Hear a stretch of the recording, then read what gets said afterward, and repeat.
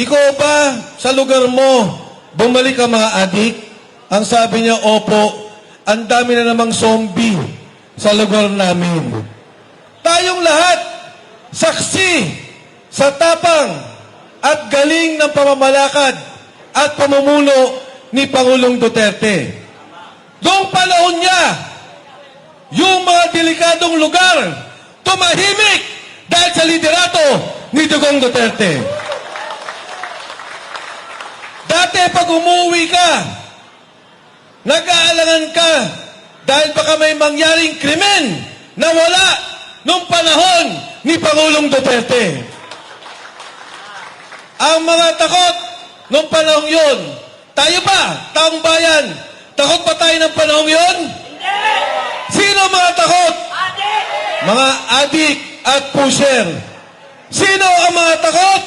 Ang mga kriminal. Ngayon, bumalik na naman. Di po ba?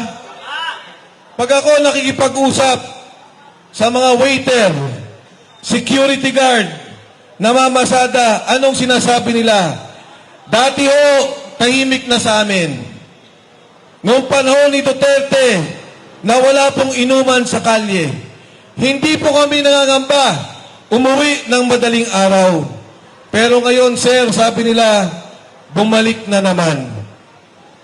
Bumalik na naman ang sitwasyon na ayaw nila. Meron nga pong lumapit sa akin. Babae, nagtitinda, tindera. Niyakap pa ako.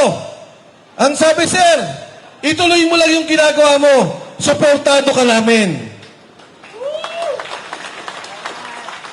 Ang sabi ko sa kanya, ikaw ba sa lugar mo, bumalik ang mga adik? Ang sabi niya, opo, ang dami na namang zombie sa lugar namin. Alam niyo ho, nagulat ako ang kwento niya. Noong panahon ni Duterte, pinakulong ko yung tatay ko. Sabi ko, pinakulong mo? Eh bakit hindi ka takot? Bakit ikaw ay suportado mo ang Pangulo? Ang sagot po niya, kesa po siya mamatay, isinuko ko siya. At nung pong nakakulong siya, huminto ang droga sa aming lugar, pati siya humunto sa pagiging adik.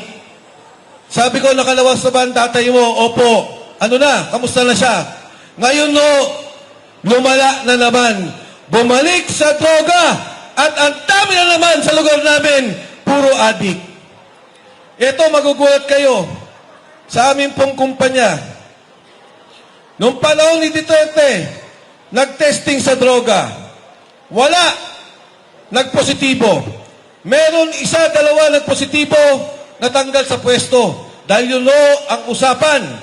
Yun ang kontrata nila na hindi pwedeng gumagamit ng droga. Ngayon kailan lamang nagkaroon ng testing. Nagulat ako, 20 ang positibo.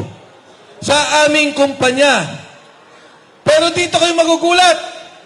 Pagdating ng krame, confirmation, binabaan ang level ng sabu sa dugo. Kaya lahat pumasa na naman. Iba ang ginawa ng krame doon sa level ng sabu sa iyong dugo na kahit ka positibo sa sabu ay pwede kang pumasa sa confirmation. Kaya mamahil yan ang sinasabi nila na kumonti ang adik ngayon dahil itinaas na nila ang level ng pagiging adik. Bakit din hindi nila itataas? Dahil ang Pangulo natin mismo ay... Kayo na po ang nagsabi niyan.